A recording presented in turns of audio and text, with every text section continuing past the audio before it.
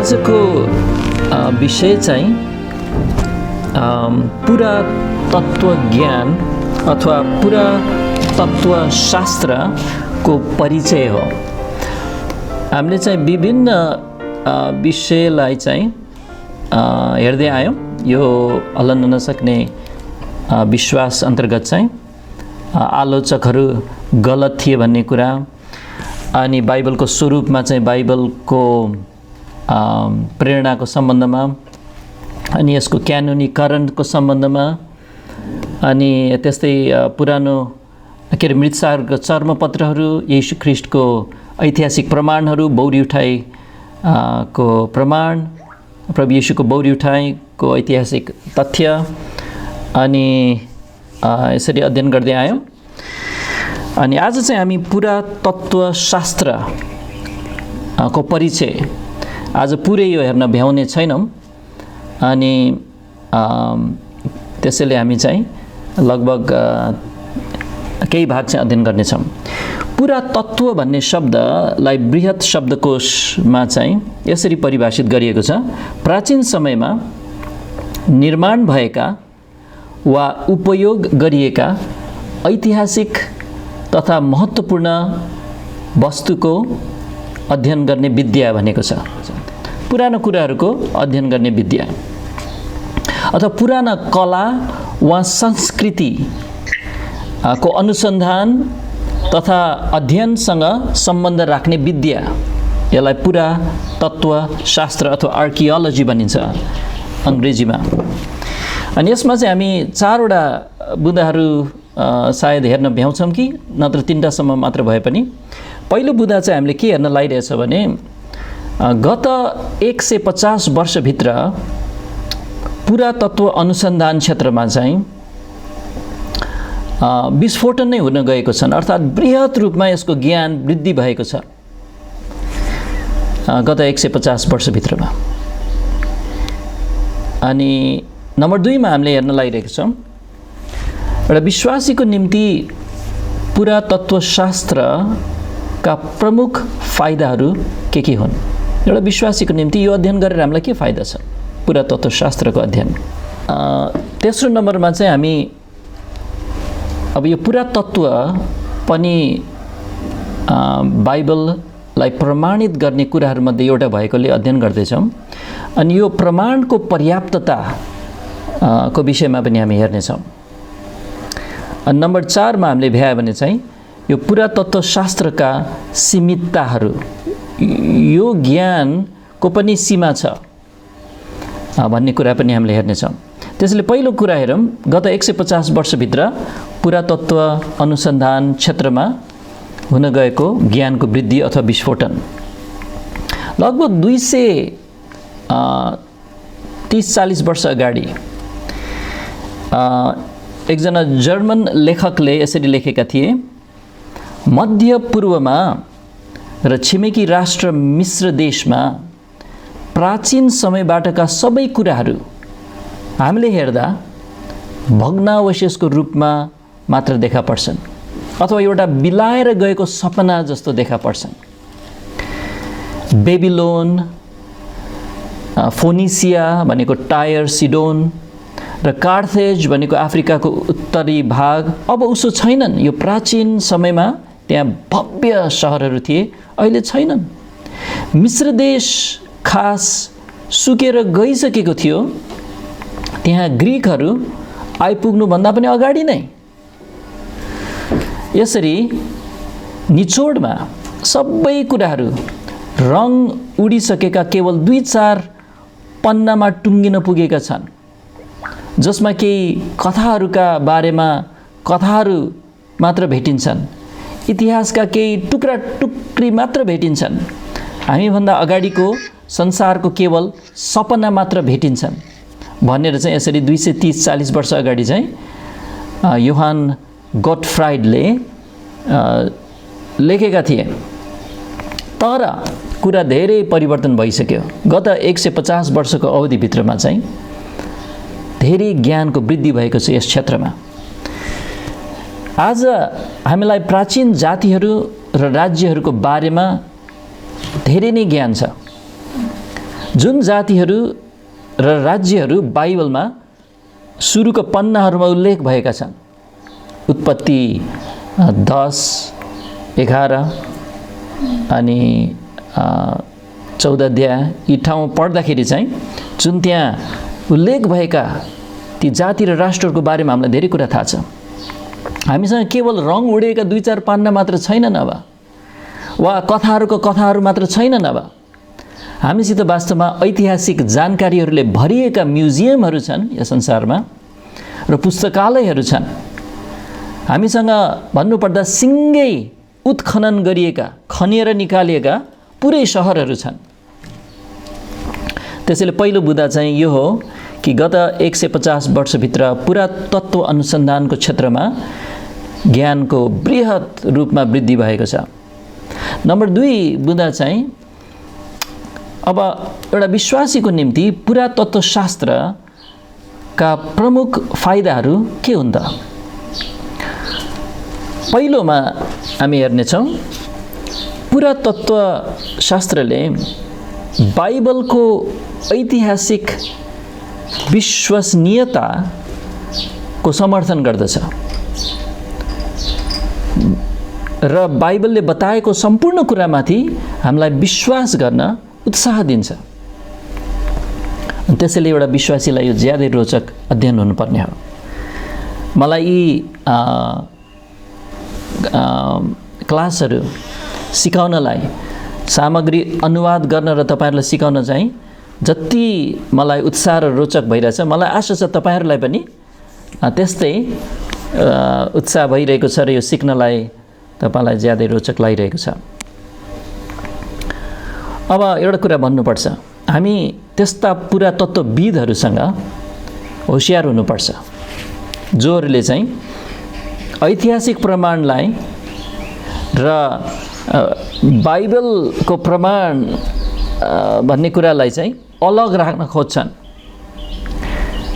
यो भनेको चाहिँ यस्तो, जस्तो कि एकजना व्यक्ति अल्फ्रेड होवर्थ जो चाहिँ अमेरिकाको व्हिटन कलेजका भूतपूर्व डाइरेक्टर हुनुहुन्थ्यो यही पुरातत्वशास्त्र सम्बन्धी, जहाँ 30 वर्ष उनले अध्यापन पनि गराए त्यहाँ। यो व्यक्तिले भनेको कुरालाई विचार गर्नुहोस्, यो चाहिँ होशियार हुनुपर्ने अभिव्यक्ति हो। यस्तो खालको अभिव्यक्तिदेखि उनले के भन्छन् भने, कोही मानिसहरू गलत तवरले पुरातत्वद्वारा बाइबललाई समर्थन गर्न वा प्रमाणित गर्न प्रयोग गर्छन्। यदि बाइबलको हरेक ऐतिहासिक अभिव्यक्ति सत्य भएको प्रमाणित गर्न सके तापनि यसले बाइबलको ईश्वर शास्त्रीय सन्देशलाई प्रमाणित गर्ने थिएन भन्छ उसले। कोही ख्रिस्टियनहरूमा यस्तो झुकाव छ कि उनीहरूले पुरातत्वबाट हद भन्दा बढी कुरा दाबी गर्छन् रे। कहिलेकाहीँ समर्थन गर्छ, प्रमाणित गर्छ, सत्य ठहराउँछ, पुष्टि गर्छ जस्ता शब्दावली प्रयोग गर्न त सकिन्छ भन्छ फेरि। अनि फेरि उसले भन्छ ऐतिहासिक र शास्त्रीय प्रमाणका बीच एउटा स्पष्ट विभाजन छ भनेर जान्नुपर्छ। के भनेको यो? उसले के भन्दैछ भने, पुरातत्वले चाहिँ बाइबलको सबै ऐतिहासिक दाबीहरूलाई प्रमाणित गरे तापनि बाइबलको सन्देशलाई नै चाहिँ यसले प्रमाणित गर्दैन रे। ओहो, हो कि जस्तो पनि छ, तर यो अर्धसत्य भएकोले पनि खतरा छ। यो वास्तवमा यो एउटा अविश्वासी खालको उदारवादी तर्फको झुकाव हो। बाइबललाई चाहिँ एकदम फराकिलो मनले हेरौँ रे, यो परमेश्वरको प्रेरणा भनेर त नहेरौँ नि भन्ने खालको त्यस्तो तर्फको झुकाव हो यो। अनि एउटा अर्धसत्य हो, उसले भनेकोमा अर्धसत्य छ है, अहिले हेर्नेछौँ। तर यसले चाहिँ के देखाइरहेछ भने यो लेखकले पवित्र शास्त्रको त्रुटिरहित प्रेरणामाथि विश्वास गर्दैन भन्ने कुरा देखाइरहेको छ र निज चाहिँ क्रम विकासवादलाई विश्वास गर्छ भन्ने तथ्यलाई लुकाउन खोज्ने उसको भनाइ चाहिँ एउटा पर्दा जस्तो देखिन्छ। ऐतिहासिक प्रमाणले बाइबलको ईश्वर शास्त्रीय सन्देशलाई हो पूर्ण रूपमा प्रमाणित त गर्दैन, त्यो एकातिर सत्य छ। तैपनि बाइबल आफैले हामीलाई चाहिँ ऐतिहासिक प्रमाणको अपेक्षा गर्नतिर डोर्याउँछ। बाइबलभरि ऐतिहासिक घटनाहरू छ भनेपछि त्यहाँ ऐतिहासिक प्रमाण त भेटिनुपर्छ भन्ने कुराको खोजी त हामी गर्न स्वाभाविक हो है। अनि बाइबलले यो दाबी गर्छ कि यो एउटा ऐतिहासिक अभिलेख हो। हामीले मत्ती, मर्कुस, लुका, यूहन्ना यो 4 जना गवाहीहरू यो ऐतिहासिक गवाहीहरू दिइरहेछन्। यो घटना घटेकै हो, बौरी उठाइ भएकै हो। अनि त्यसैले बाइबलले त्यो आफू ऐतिहासिक अभिलेख भएको दाबी त गर्छ। अनि यो अचूक ऐतिहासिक प्रमाणहरूमा अथवा प्रमाणहरूको जगमा बसालिएको छ भनेर बाइबल आफैले प्रस्तुत गरेको छ। एकचोटि प्रेरित 1:3 मा हामी फेरि हेरौँ। प्रेरित 1 अध्यायको 3 पदमा, जहाँ चाहिँ इतिहासकार डाक्टर लुकाले लेख्छन्, उहाँले दुःख भोगिसक्नु भएपछि अर्थात् ख्रिस्ट येशू क्रुसमा त्यसरी मर्नु भएपछि 40 दिनसम्म तिनीहरूद्वारा देखिनु हुँदै, ख्याल गर्नुहोस् 40 दिन समय अवधि तोकिएको छ, यो ऐतिहासिक तथ्य हो। 40 दिनसम्म तिनीहरूद्वारा देखिनु हुँदै त्यहाँ आँखाका गवाहीहरू थिए भन्दैछन् र परमेश्वरको राज्यको विषयमा कुराहरू बताउनु हुँदै अनेकौं अचूक प्रमाणहरूद्वारा उहाँले आफूलाई तिनीहरूका जीवित देखाउनु भयो। यहाँ स्पष्ट नै यहाँ देख्छौँ कि बाइबलले चाहिँ अचूक ऐतिहासिक प्रमाणमा चाहिँ बाइबलको कुराहरू, सन्देशहरू अडेका छन् भन्ने कुरा यहाँ दाबी गरिरहेछ। त्यसैले इतिहास र ईश्वरशास्त्र मित्र हुन्। जब मैले ईश्वरशास्त्र भन्ने शब्द प्रयोग गर्छु, थियोलोजी अङ्ग्रेजीमा, त्यसको माने चाहिँ परमेश्वरको ज्ञान भन्न खोजेको। ईश्वरशास्त्र बाइबलमा जे कुरा परमेश्वरको बारेमा बताएको छ त्यसलाई ईश्वरशास्त्र भनिन्छ। त्यसले इतिहास र ईश्वरशास्त्र मित्र हुन्, यसलाई पृथक राख्नुपर्छ भनेर जुन भन्ने अहिलेको लेखकको अर्धसत्यदेखि होशियार हुनुपर्छ। बाइबलको पक्षमा भेटिने हरेक ऐतिहासिक प्रमाणले बाइबलको ईश्वरशास्त्रलाई वास्तवमा समर्थन गर्छ। बाइबलले जे कुरा बताउँछ परमेश्वरको बारेमा, मुक्तिको बारेमा, सुसमाचारको बारेमा, यी सब कुरालाई चाहिँ हामीले इतिहासमा भेटिने हरेक बाइबल पुष्टि गर्ने प्रमाणले चाहिँ बाइबलको सन्देशलाई पनि समर्थन गर्छ। वास्तवमा त्यो त सजिलै बुझिनुपर्ने कुरा हो है। भनौँ न, बुझ्नलाई सजिलो, यदि बाइबलको इतिहास झुटो छ भनेर कसैले देखाउन सक्यो भने त्यसमा त बाइबलको सन्देश पनि झुटो छ भनेर हामीले भन्नलाई त आधार मिल्थ्यो त। त्यसैले अर्कोतिरबाट बाइबलको इतिहास एकदम सत्य, विश्वासयोग्य छ भनेर यदि पुरातत्व शास्त्रले प्रमाणित गरिरहेछ भने त्यसो बाइबलको ईश्वरशास्त्रीय सन्देश पनि सत्य छ भनेर समर्थन अथवा पुष्टि गर्दछ। अब यो साँचो हो, हामीले मान्नुपर्छ कि पुरातत्वले प्रभु येशू ख्रिस्ट एउटी कन्याबाट जन्मिनु भएको हो वा उहाँ पानीमाथि हिँड्नुभयो भनेर नै प्रमाणित गर्न त सक्दैन। तर यसले यो प्रमाणित गर्न सक्छ कि बाइबलको इतिहास एकदम ठिक छ। अनि यसले हामीलाई बाइबलले भनेको जुनसुकै कुरा पनि सत्य छ भन्ने कुरामा हामीलाई निर्धक्क बनाउँछ। बाइबल एकजना ज्यादै पुरानो मित्र जस्तो हो जोसित विशाल ज्ञान र अनुभव छ। अनि यो मित्रले हामीसित व्यवहार गर्ने क्रममा आफू सबै कुरामा इमानदार र विश्वासयोग्य भएको र उसले भनेका सबै कुरामा आफू विश्वासयोग्य भएको प्रमाणित गरिसकेको हुनाले यो मित्रले बनावटी कुरा गर्ला वा किम्वदन्तीहरू सृजना गर्ला भनेर शङ्का गर्न हामीसित कुनै कारणै हुँदैन। बरु ठिक यसको उल्टो यो मित्रले हामीलाई जे बताउँछ त्यसमाथि विश्वास गर्न हर हिसाबले हामीलाई आधार दिन्छ। त्यसैले पुरा तत्त्वशास्त्रको अध्ययन त्यसैले विश्वासीलाई चाहिँ फाइदाजनक छ। यसले चाहिँ हामीलाई बाइबलले बताएको सम्पूर्ण कुरामाथि विश्वास गर्न झन् उत्साह दिन्छ। दोस्रो कुरा यो अध्ययनको फाइदा के छ भने पुरातत्त्वले बाइबल अझ राम्रोसित बुझ्नलाई पृष्ठभूमिको जानकारी प्रदान गर्छ। पृष्ठभूमिको जानकारी जस्तै पुरातत्त्व शास्त्रले मिस्र देश, बेबिलोन, असिरिया जस्ता सभ्यताहरूमाथि ठुलो प्रकाश पारेको छ। पुरानो नियमका समयहरू र घटनाहरूको पृष्ठभूमि बुझ्नलाई यी आविष्कारहरूको ज्ञानले ठुलो मद्दत दिन्छ। जस्तो कि उर जो चाहिँ अब्राहमको जन्मथलो, हुर्काइथलो पनि है, उरका उत्खननहरूलाई विचार गर्नुहोस्। अहिले इराकमा पर्छ उर, पर्सियन खाडीबाट केही माथि उत्तरपट्टि।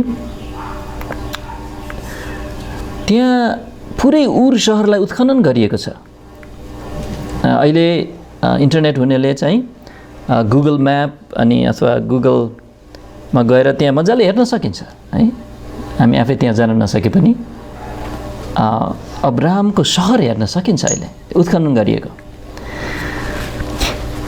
अनि त्यसैले आज हामीलाई अब्राहम हुर्केको सहरको बारेमा, उसले पाएको शिक्षा दीक्षाको बारेमा, सायद ऊ कस्तो घरमा बस्थ्यो समेत आदि धेरै कुराको विषयमा हामीलाई ज्ञान छ। वास्तवमा इराकमा रहेको उरको, त्यो उर सहरको पुरातत्त्व साइटमा हामीले ऊ बेलाका सडकहरू नै देख्न सक्छौँ जसमाथि अब्राहम आफै हिँडेको हुनुपर्छ। त्यो सडकहरू अहिले हेर्न सक्छौँ है, 4000 वर्ष पुरानो सडकहरू र प्रवेशद्वारहरू हामीले हेर्न सक्छौँ जसभित्र छिरेर अब्राहम समेत गएको थियो भनेर हामीले त्यहाँ यसो कल्पना गर्न सक्छौँ। होइन, काल्पनिक नै होइन, वास्तवमै त्यो देख्न सक्छौँ। त्यहाँ मन्दिरहरू देख्न सक्छौँ जसमाथि अब्राहमले अवश्य नै आफ्नो आँखा लगाएका थिए। त्यसैले पृष्ठभूमिको ज्ञानले हामीलाई बाइबलको अध्ययन चाहिँ जीवन्त बनाउँछ। ज्यादै रोचक अध्ययन हो पुरातत्त्वशास्त्र। अर्को उदाहरण दिउँ, सुसान। तपाईँलाई याद छ सुसान? सुसा पनि भनिन्छ। एस्तरको पुस्तकमा हामीले पढ्छौँ, नेहमायाको पुस्तकमा पढ्छौँ, दानियलको पुस्तकमा पढ्छौँ। पर्सियाको राजधानी, प्राचीन पर्सिया अथवा फारस राज्यको राजधानी, त्यहाँको उत्खननहरूलाई विचार गरौँ। पेरिसको लुभ भन्ने म्युजियममा हामीले सुसन दरबारको सिंहासन कक्षकै सामग्रीहरूलाई देख्न सक्छौँ। हामी पछि स्लाइडहरूमा हेर्नेछौँ कतिपय कुराहरू, आज त होइन, प्रभुको इच्छामा पछि। अनि त्यसैले राजाको सिंहासन कक्षकै सामग्रीहरू देख्न सकिन्छ अहिले म्युजियममा। ती सामग्रीहरू जसलाई एस्तरकै आफ्नै आँखाले देखेका थिए अहिले म्युजियममा छ। दानियलकै आफ्नै आँखाले, नेहमायाकै आफ्नै आँखाले देखेका ती सामग्रीहरू अहिले म्युजियममा देख्न सक्छौँ।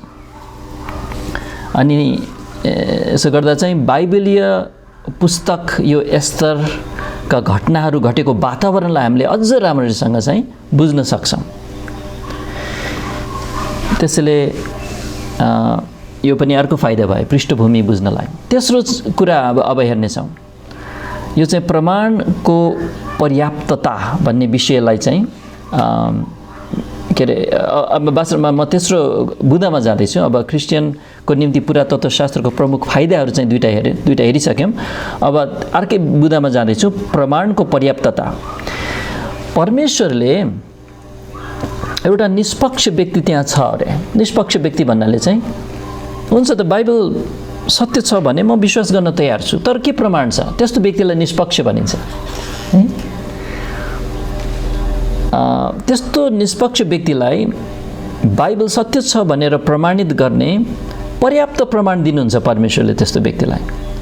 तर एउटा व्यक्ति जो चाहिँ विश्वास गर्नै चाहँदैन, उसले भन्छ ए मलाई जति प्रमाण सुनाऊ म विश्वास गर्नेवाला छैन है। उसको आफ्नै के कारण छ है। अब विश्वासै गर्न नचाहनेलाई चाहिँ प्रमाणित हुन परमेश्वरले चाहिँ केही कुरा बाँकी रहन दिनुहुन्छ, प्रश्नहरू रहन पनि दिनुहुन्छ परमेश्वरले त्यस्तो व्यक्तिलाई चाहिँ, जसद्वारा उसले आफैलाई नष्ट गर्दछ वास्तवमा है।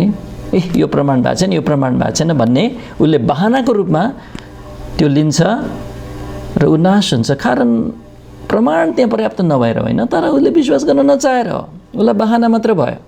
त्यहाँ अप्रमाणित कुराहरू त्यहाँ केही छ, जस्तो कि नुहको जहाज अहिलेसम्म परमेश्वरले भेटिन दिनु भएको छैन है। तर विश्वास गर्न नचाहनेलाई त त्यो भेटिए पनि उसलाई केही फरक पर्दैन वास्तवमा। पहिला हाम्रो अध्ययनको सुरुमा मैले उदाहरण गरेको हार्वर्डका प्रख्यात कानुनविद प्राध्यापक के अरे साइमन ग्रिनलिफ, अब उसको नाम त कण्ठ हुन थाल्यो होला। उनले के भने इसाई मतले एक हठी र जिद्दीवाललाई विश्वस्त तुल्याउँछु भन्ने बहाना गर्दैन।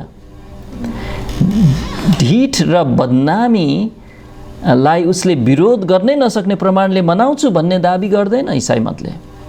खिल्ली उडाउने घमण्डीलाई पराजित गर्छु भन्दैन र एक वास्तै नगर्ने र हठी व्यक्तिका सामु उम्कन असम्भव हुने गरी प्रमाणहरू प्रस्तुत गर्ने छु भन्ने बहाना गर्दैन क्रिस्चियन मतले। अब त्यसो हुँदो हो त मान्छेको स्वयं जिम्मेवारीलाई नै नष्ट गर्न पुगिएला। मान्छेको जिम्मेवारी त आँखाले नदेखे पनि वचन सुनेर विश्वास गर्नु छ। त्यो वचन विश्वासयोग्य छ भन्ने प्रमाणहरू पर्याप्त दिनुहुन्छ, तर विश्वास चाहिँ विश्वास गर्नुपर्छ परमेश्वरको वचनलाई। साइमन ग्रिनलिफले अझै भन्छन् इसाई मतले यति कुरा दाबी गर्दछ कि उसले त्यस्ता प्रमाणहरू पेश गर्न सक्छ जसले एउटा नम्र र विनयशील र खुला दिलको निष्कपट र गम्भीर खोजकर्तालाई सन्तुष्ट पार्न सक्दछ। साइमन ग्रिनलिफले आफ्नो त्यो प्रख्यात पुस्तकमा लेखे testimony of the evangelists examined by the rules of evidence है। एकछिन हामी लुका 16 अध्यायमा पल्टाउँ यो कुरालाई अझ राम्रोसँग समात्नलाई। लुका 16 अध्याय, यहाँ प्रभु येशू ख्रीष्टले चाहिँ एकजना धनी मानिस र लाजरसको विषयमा चाहिँ बताउनुहुन्छ। अनि यी दुवैजना जो मरेका थिए र उनीहरू को त्यसपछिको अवस्था बताउनु हुँदा, अब यो पुरा खण्ड त अहिले अध्ययन गर्न लायक होइन, तर त्यहाँ यो चेतावनी दिनुहुन्छ। के चेतावनी भने एउटा कट्टर सन्देहवादीलाई जतिसुकै प्रमाण भएर पनि पुग्ने छैन भन्ने चेतावनी दिनुहुन्छ। परमेश्वरको वचन नै अन्तिम प्रमाण हो अनि मानिसहरू परमेश्वरको वचनलाई विश्वास गर्न जिम्मेवार छन् भन्ने कुरा बताउनुहुन्छ। एकचोटि लुका 16 को 27 देखि 31 पदमा हामी पढ्नेछौँ। किनकि याद गर्नुहोस् त्यो धनी मानिसले चाहिँ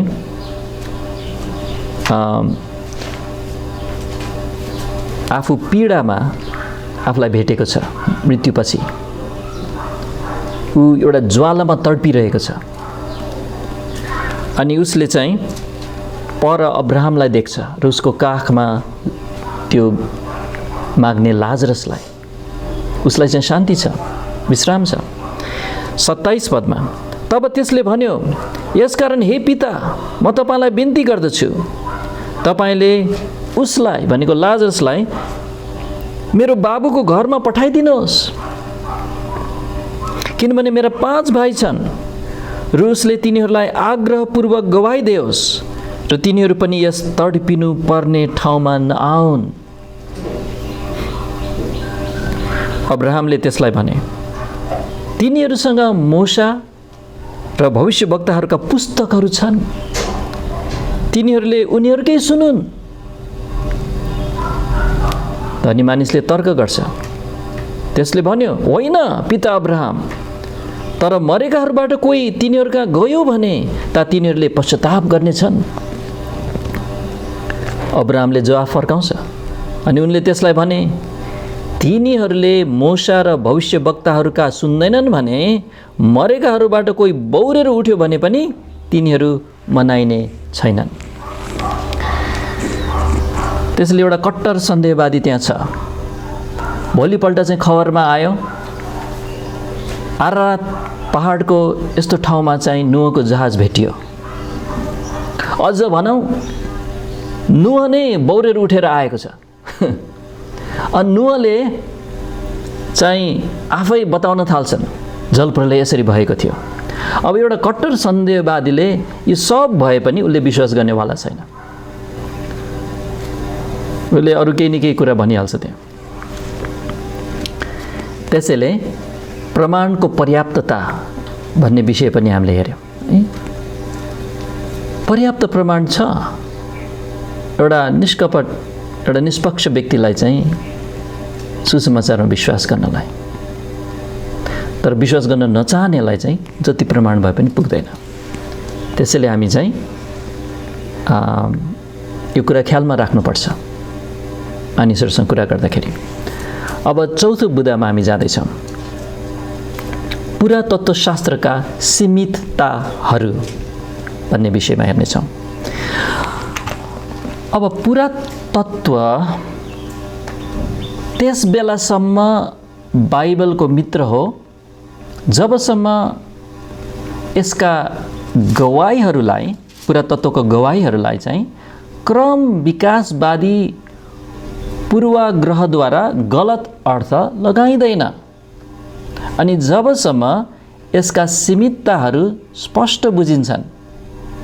अब यो भनेको क्रम विकासवादीको पूर्वाग्रहहरू, क्रम विकासवादको चाहिँ उसले मानिलिने थुप्रै कुराहरू छन्। अनि जस्तै यो पृथ्वीको आयुको सम्बन्धमा खरौँबौँ वर्षको कुरा गर्छन्। अनि अनेक कुराहरू छन् जुन चाहिँ अप्रमाणित कुराहरू छन्। अब त्यो दृष्टिकोणले पुरातत्त्वको सामग्रीलाई हेर्दाखेरि उसले चाहिँ अर्थ प्रकाश पनि गलतै गर्छ। हुन त त्यही सामग्री हो, एउटा क्रम विकासवादीले त्यसलाई चाहिँ गलत अर्थ लाउँछ। अनि त्यो चाहिँ त्यस्तो खालको व्याख्याहरू चाहिँ बाइबलको मित्र हुन सक्दैन। साथै हामीले चाहिँ पुरातत्त्वशास्त्रको सीमितताहरूलाई पनि बुझ्न आवश्यक छ। एकजना कावे फारोख, यो व्यक्ति चाहिँ प्राचीन पर्सिया सम्बन्धी, प्राचीन पर्सिया भन्नाले चाहिँ बाइबलमा फारस राज्य, प्राचीन फारस राज्य सम्बन्धीका उनी एक पोख्त इतिहासकार हुन्। अनि कावे फारोखले पुरातत्त्वका आविष्कारहरूको सम्बन्धमा के भन्छन् भने ती त मरुभूमिका छायाहरू जस्तै हुन्। मरुभूमिमा छायाहरू भेट्टाएको जस्तो हो रे पुरातत्त्वको सामग्रीहरू। यो एउटा सुहाउँदो बयान हो वास्तवमा। जस्तो कि हामीले कुनै छाया देख्यो भने त्यो छायाबाट केही कुराहरू सिक्न सक्छौँ। तर हामीले जम्मै कुरा त सिक्न सक्दैन एउटा छायालाई हेर्दैमा। प्राचीन समयका पुरातत्त्व रूपी छायाहरूलाई लिएर पवित्र शास्त्र बाइबलमा पाइने वास्तविकताको स्पष्ट विवरणहरूलाई उल्टाउनलाई कहिले पनि त्यो प्रयोग गर्नु हुँदैन, पुरातत्त्वको त्यो छायाहरूलाई। पुरातत्त्व शास्त्रका मिति प्रणालीहरूका सम्बन्धमा एकछिन विचार गरौँ। मिति प्रणाली कति पुरानो, कहिलेको यो सामग्री, कहिलेको होला यो भन्ने मिति प्रणाली सम्बन्धमा प्रख्यात पुरातत्त्वविद लेनर्ड वुलीले चाहिँ उर सहर भेट्टाएको थियो। अनि त्यो लेनर्ड वुलीले चाहिँ के भने पुरातात्विक उत्खननले हामीलाई सापेक्षिक क्रम प्रदान गर्दछ, तर त्यो आफैले यति उति वर्ष भनेर पक्का समय तालिका प्रदान गर्दैन। यो भनेको के भने यो सापेक्षिक क्रम भनेको मतलब योभन्दा यो पुरानो रहेछ, योभन्दा यो नयाँ रहेछ। तुलनात्मक क्रम त हामीलाई थाहा हुन्छ, किनभने खन्दै जाँदाखेरि पुराना सहरहरू तल हुन्छन् अनि तल भेटिएका सहरहरूको भाँडाकुँडाको टुक्रा टाक्रीहरू, त्यहाँको लिपिहरू चाहिँ माथिका भन्दा पुरानो हुन्। त्यो त्यतिसम्म हामीले चाहिँ भन्न सक्छौँ। सापेक्षिक भनेको चाहिँ रिलेटिभ, तुलनात्मक हिसाबले नयाँ अथवा पुरानो। त्यसैले पुरातात्विक उत्खननले हामीलाई सापेक्षिक क्रम प्रदान गर्छ, तर त्यो आफैले यति उति वर्ष भनेर पक्का समय तालिका त प्रदान गर्न सक्दैन है।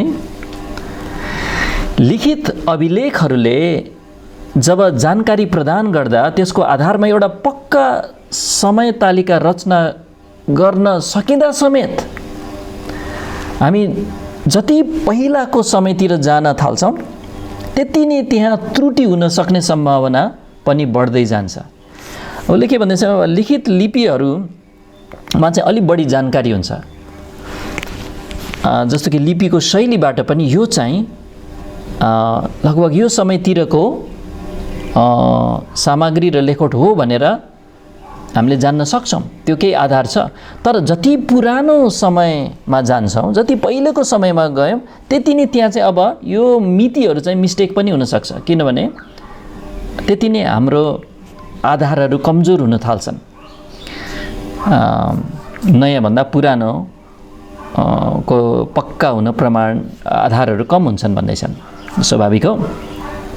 हामीले अपनाएको कुनै पनि प्रणालीलाई भनेको यो मिति प्रणालीको कुरा गर्दैछु मैले, अनि यहाँ लेनर्ड वुलेले भन्दैछन् हामीले अपनाएको कुनै पनि प्रणालीलाई अस्थायी र सुधारिन आवश्यक पर्न सक्ने भनेर हेरिनुपर्छ।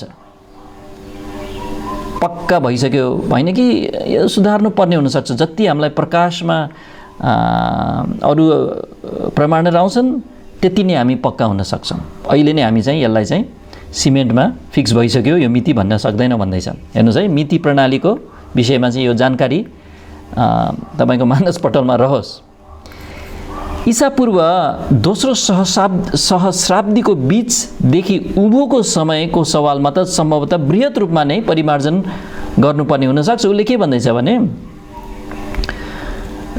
200 BC भन्दा माथिका अथवा 200 BC होइन, 1500 BC, लगभग 1500 ईसापूर्व, यो त्यो भनेको चाहिँ लगभग इजरायल जब मिस्र देशबाट निस्केको समय, त्यो समय अनि त्योभन्दा पुरानो समयको कुरा हामी जब गर्न थाल्छौँ नि, मिति चाहिँ एकदमै चाहिँ त्यो पक्का छैन भन्दैछ।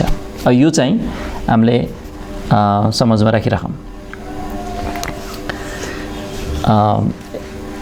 मार्क भान डे मायरुपले आफूले लेखेको बेबिलोनका राजा हम्मुराबीको जीवनीमा यो स्वीकार गर्छन् कि हम्मुराबीको शासनकाल भनेर उनले तोकेको मिति ईसापूर्व 1792 देखि 1750 अब उसले तोकेको छ।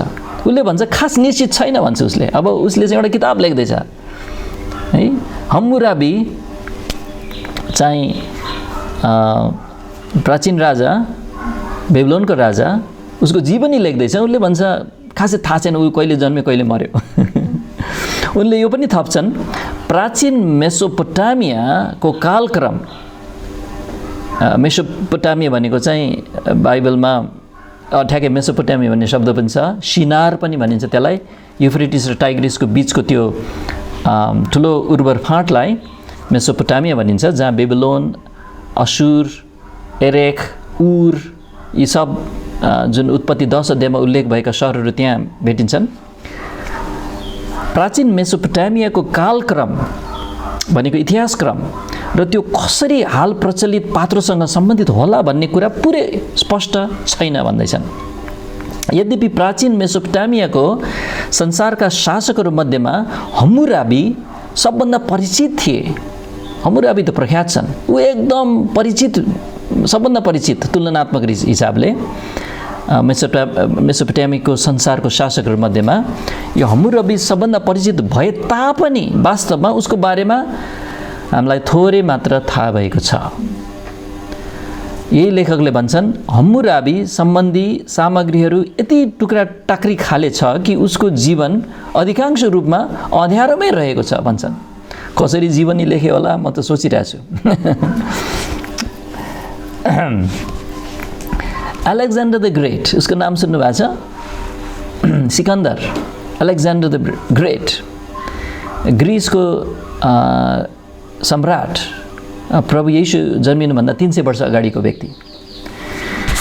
अलेक्जेन्डर द ग्रेटले निर्माण गरेको साम्राज्य प्राचीन साम्राज्यहरूमध्ये सबैभन्दा ठुलोमा पर्छ। उसले धेरैवटा ठाउँलाई जित्दै जित्दै आफ्नै नाम दियो। त्यहाँ पनि अलेक्जेन्ड्रिया, उता सिकन्दराबाद, उता पनि अलेक्जेन्ड्रिया, उता पनि अलेक्जेन्ड्रिया। उसले धेरैवटा ठाउँलाई आफ्नो नाम दियो, तर उसको नाम लिखित रूपमा भएको पुरातात्विक दस्तावेजहरू ज्यादै थोरै छन्। डकुमेन्टहरू खोज्यो भने उसकै नाम भेटिने डकुमेन्टहरू थोरै छन् भन्दैछ यहाँ। अलेक्जेन्डर यति प्रख्यात व्यक्ति, यति परिचित व्यक्तिको विषयमा त यस्तो छ भने पुरातत्त्वको अवस्था, अब अब्राहमको नाम जताततै भेटिहाल्ला त। ऊ त झन् उहिलेको मान्छे। मूसा, दाउदको सम्बन्धमा उसको उनीहरूको नाम छ्यासी भेटिएन भनेर हामी अचम्म नमानौँ है। अब यही पक्षपात छ के अविश्वासीहरूको। खै दाउदको नाम बाइबलमा मात्र छ, अरू कहीँ छैन, त्यसैले दाउद थिएन, यस्तो खालको सन्देहवादी व्यक्तिहरूले चाहिँ लेख्छन् है। अनि जबकि उनीहरूले सोच्दैनन् कि मूसा, दाउद, अब्राहमभन्दा धेरै पछिको अलेक्जेन्डर जस्तो प्रख्यात व्यक्तिको नाम त अब थोरै ठाउँमा मात्र भेटिएको छ है। त्यसैले यतिसम्म अनिश्चित विज्ञानलाई लिएर, यो पुरातत्त्व शास्त्र चाहिँ अनिश्चित विज्ञान हो, नयाँ विज्ञान हो, अनि धेरै हिसाबले सीमित विज्ञान हो। अब यसलाई लिएर बाइबललाई सुधार्न खोज्नु भनेको चाहिँ ज्यादै मूर्ख कुरा हुन्छ भन्दैछ हामी। पुरातत्त्वका केही निश्चित सीमितताहरूलाई मसित विचार गर्नुहोस्। पहिलो चाहिँ सामग्रीको सीमितताले पुरातत्त्व सीमित हुन गएको छ। सीमित भनेको पुरातत्त्वबाट जम्मै कुरा हामीले थाहा पाउँदैनौँ, यो सीमित छ भन्दैछौँ। जस्तो कि सामग्रीको सीमितता भन्नाले के हो? एकजना एडविन यामाउची लेखक बाट लिएको यहाँ केही कुरा उदाहरण गर्दैछु। नम्बर 1 मा प्राचीन मूर्तिपूजक साम्राज्यहरूले आफ्ना पराजयहरूको अभिलेख गरेनन्। अब यो एकदम महत्त्वपूर्ण छ। प्राचीन राज्यहरूले जब लडाइँ हार्थ्यो नि, उनीहरूले त्यो लेखेर बस्दैन थियो, जित्दाखेरि मात्र लेख्थ्यो, मैले फलानालाई जितेँ, मैले फलानालाई यत्रो गरेँ, यस्तो यति यस्तरी मैले चाहिँ लडाएँ। तर आफू हार्दाखेरि चाहिँ उनीहरू चुप बस्थे। लेखकले यसरी लेख्छन्, मध्यपूर्वका जातिहरूले आफ्ना देवताहरूलाई र साथै सम्भावित वैरीहरूलाई अथवा शत्रुहरूलाई प्रभाव पार्ने हेतुले ऐतिहासिक अभिलेखहरू राख्ने गर्थे। त्यसैले उनीहरूले यदि गरिहाले पनि विरलै पराजयहरू र दुर्गतिहरूको अभिलेख राखे। यसकारण अब हामीले यहाँबाट बुझ्न सक्छौँ कि मिस्रबाट इजरायलको प्रस्थान भएको जस्तो त्यो ठुलो घटना अथवा यरुशलेमको बाहिर भएको सनहेरीबको सेनाको विनाशको बारेमा बाइबलभन्दा बाहिर प्रमाणहरू भेट्ने अपेक्षा हामी गर्दैनौँ। कहाँ उनीहरूले लेखेर बस्छ है? हामी नराम्रो छ हार्यो यो पालि भनेर लेखेर बस्दैन उनीहरू, त्यसैले भेटिँदैन है। बाइबलमा छ सनहेरीब 1,85,000 सेना खत्तम भएको है। मिस्र देशको सेना फारोसहित लाल समुद्रमा उनीहरू डुबाइएको, उनीहरूले लेखेर बस्दैनन् है। उनीहरूको इतिहासकारहरूले, अब मर्ने त मरिहाले है, इतिहासकारहरू पनि त्यो लेख्दैनन्। त्यसैले सामग्रीको पनि सीमितता हामी देख्छौँ। अर्को कुरा, यो सामग्रीको सीमितता अन्तर्गत चाहिँ जति पनि सामग्री बनाइएका थिए वा लेखिएका थिए त्यसको एकदम सानो अंश मात्र आजसम्म बचेको अवस्थामा छ भन्ने कुरा पनि हामीले बुझ्नुपर्छ यहाँ एकजना लेखकले यसरी लेख्छन्, प्राचीन मिश्रका स्मारकहरूबाट केही बचेको अवस्थामा हुनु नै आश्चर्यजनक कुरा छ, किनकि त्यस्ता सर्वनाश गर्ने र तितर बितर गराउने काम दुवै प्राचीन मिश्रीहरूले लगायत हजारौं वर्षपछिका ग्रिकहरूले, रोमीहरूले, कप्टहरूले, टर्कहरूले, अरबीहरूले गरेका थिए, अनि जसमा युरोपेली बर्बरता पनि पर्दछ। यहाँ के भन्दैछ भने प्राचीन समयका यी राज्यहरू लडाइँ गर्दाखेरि चाहिँ जितेपछि चाहिँ विध्वंस नै गर्थे, पुरै नाशै गरेर हिँड्थे उनीहरू। अनि यो इतिहासभरि छ। अब सोच्नुहोस् न, जब हाम्रै देशमा शाहवंश जब ढल्यो अस्ति भर्खरै है, कतिले चाहिँ पुरै स्मारकहरूलाई ढाल्न चाहेका थिए, तर किन हो ढालेका छैनन् है। उनीहरू शाहवंशलाई पुरै मेटाउन चाहन्थे, त्यसको सट्टामा चाहिँ कमरेडहरूको स्मारकहरू उठाउन चाहन्थे, अनि उठाएको पनि छन् है। तर कति ठाउँमा चाहिँ इतिहासमा हामी देख्छौँ पुरै नाश गरेको। त्यसैले जति बचेको छ त्यो बचेको हामीले देख्न पाउनु पनि आश्चर्यजनक छ भन्दैछ यहाँ। कोहीको त बचेछन् भन्दै। अर्को लेखकले भन्छन्, आज हामीले पढ्ने प्राचीन लिखित दस्तावेजहरू संजोगले मात्र बचेका हुन्। प्राय ती चाहिँ वर्तमान विद्वानहरूले मौका पाएको भए रोज्ने खाले दस्तावेज पनि होइनन्। फराकिलो विविधता भएका दस्तावेजहरू उपलब्ध हुँदा समेत जस्तो कि मिश्र देश वा बेबिलोनियाको सम्बन्धमा पाउँछौँ, ती अझै पनि सीमित छन्, अनि तिनले अधुरा र असन्तुलित तस्बिर देखाउँछन्। अधुरो छ भन्दैछ हामीसँग भएको दस्तावेजहरू। जस्तै विचार गर्नुहोस्, यो तथ्य कि सयौं वर्षको अवधिका प्राचीन मिश्री अभिलेखहरू पुरै गायब छन्। सयौं वर्षको इतिहासै छैन हामीसँग। विचार गर्नुहोस्, यो तथ्य कि पर्सियन भनेको फारसी राज्य कोरेस महान, बाइबलमा पढ्छौँ साइरस द ग्रेट, कोरेस महानको शासन ऊ कसरी शक्तिशाली बन्यो र बेबिलोनको पतनको निम्ति जानकारी दिने प्रमुख स्रोत भनेको ब्रिटिस म्युजियममा रहेको एउटा वंशावली छ। यसलाई चाहिँ नाबोनिदस वंशावली, नाबोनिदस क्रोनिकल हो, जो चाहिँ वास्तवमा एउटा ठुलो पार्टीको केवल एक टुक्रा मात्र हो। अनि यहाँ विकिपिडियामा लेखिएको छ, यसले कोरेस कसरी अधिकारमा आए भन्ने कुराको दुर्लभ समकालीन विवरण प्रदान गर्दछ र यो चाहिँ उक्त समयावधि सम्बन्धी जानकारीको, सुन्नुहोस् है, प्रमुख स्रोत हो। अर्को लेखकले भन्छ, यसलाई बेबिलोनको पतनको सबैभन्दा भरपर्दो र गम्भीर विवरण हो रे। अरे एउटा पार्टीको जाबो एउटा टुक्रालाई उक्त समयावधिको सम्बन्धमा जानकारीको प्रमुख स्रोत भनिनु कति दयनीय कुरा हो। अब यसबाट पनि हामी बुझ्न सक्छौँ कि पुरातत्व शास्त्रको वास्तविकता चाहिँ यस्तो छ, टुक्रा टाक्रीहरू हो उत्खनन गरेका छ सहरहरू नै, तर हामी जब चाहिँ त्यहाँ लेखोटहरूको खोजीमा हुन्छौँ है, यहाँ त टुक्रा टाक्रीहरू भेटिन्छ। अनि हामीले यस्तो भेट्टाइदिए हुन्थ्यो भन्ने खालको भेटिँदैनौँ के हो। थुप्रो शिलालेख जस्तो ट्याब्लेटहरू भेटिएछन्, तर त्यहाँ अनि त्यो पनि रोचक त छ, नभए होइन।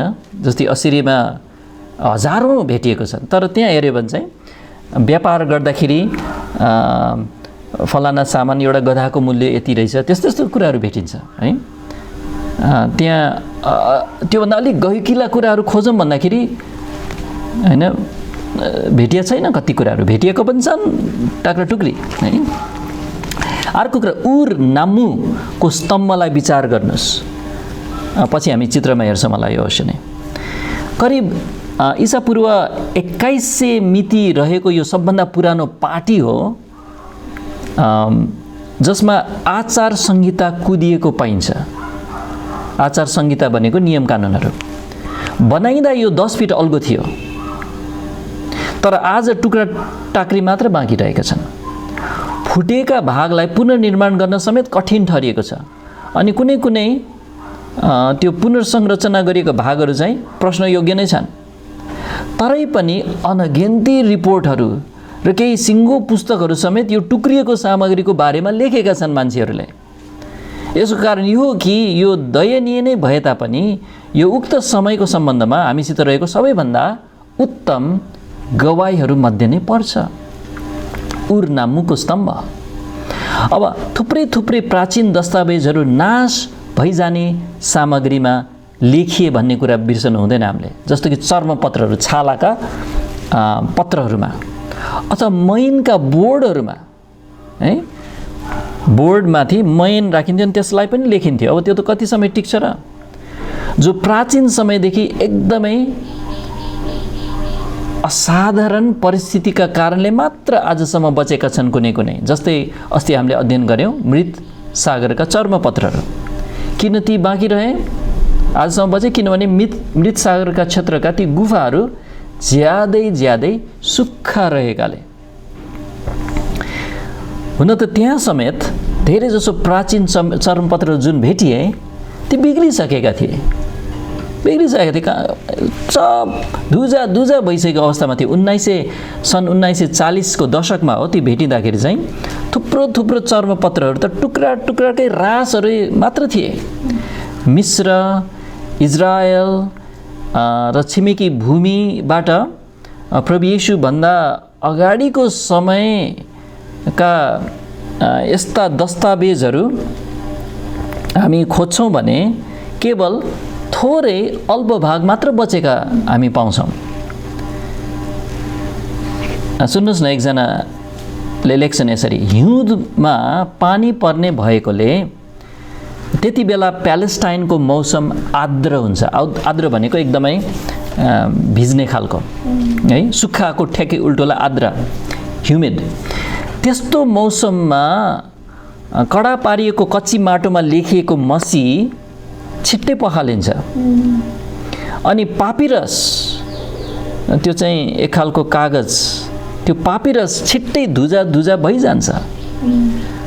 ज्ञानका निम्ति तृषित पुरातत्त्वविदहरू, वैज्ञानिकहरू र इतिहासकारहरूलाई यो कुराले धेरै सताउँछ कि कनानका अभिलेखहरू र दस्तावेजहरूको झन्डै सर्वस्व भाग नै यही कारणले सधैँका लागि नष्ट भए। जति छ त्यो पनि असाधारण परिस्थितिले मात्र बचेका छन् भन्ने कुरा हामी सम्झनुपर्छ। त्यसैले हामीसित जे जति छ ती थोरै टुक्रा टाक्री मात्र हुन्। ब्रिटिस म्युजियम, पेरिसको लुभ र अन्य महत्त्वपूर्ण म्युजियमहरूले सबैभन्दा महत्त्वपूर्ण प्राचीन दस्तावेजहरू प्रदर्शन गरेका हुन्छन्। अनि ती सामग्री ज्यादै बहुमूल्य सामग्री हुन् भन्नुपर्दा, तरै पनि ती खास टुक्रा टाक्रीका रूपमा बचेका दयनीय सामग्री हुन् भनेर पनि हामीले बिर्सनु भएन।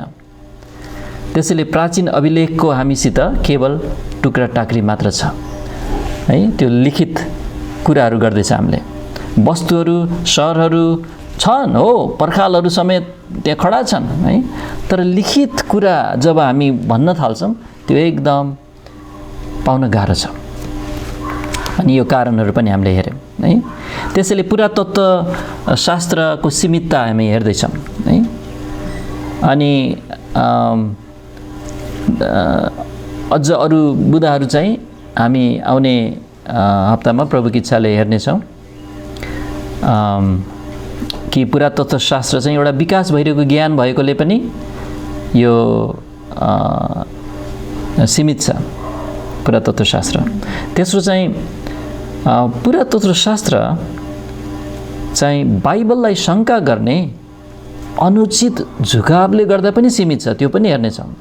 धेरै पुरातत्त्व शास्त्र अध्ययन गर्ने मान्छेहरू, पुरातत्त्वविदहरू चाहिँ उनीहरूको झुकावै के छ भने एकदम पक्की प्रमाण एकदम नभेटेसम्म चाहिँ बाइबल झुटो, उनीहरूको झुकावै त्यही छ, है। त्यसैले गर्दा सीमित हुन जान्छ। जसले बरु बाइबल साँचो हो भन्ने कुरा मानिलिएर उनीहरू खोजी गर्न गएछ, उनीहरूले बरु धेरै कुराहरू भेट्टाएका छन्, ठिक ठाउँमा भेट्टाएका छन्। अनि गजब कहानीहरू छन् त्यहाँ। बाइबललाई लिएर जब खोजी गर्न गयो भने चाहिँ बरु भेट्टाइन्छ। त्यो पनि ज्यादै रोचक छ। त्यसैले आज हामीले पुरातत्त्वशास्त्रको परिचय सुरु गऱ्यौँ अनि यो चाहिँ हामीलाई हाम्रो विश्वासलाई बलियो बनाउने, हाम्रो विश्वासलाई उत्साह दिने कुरा हुन् र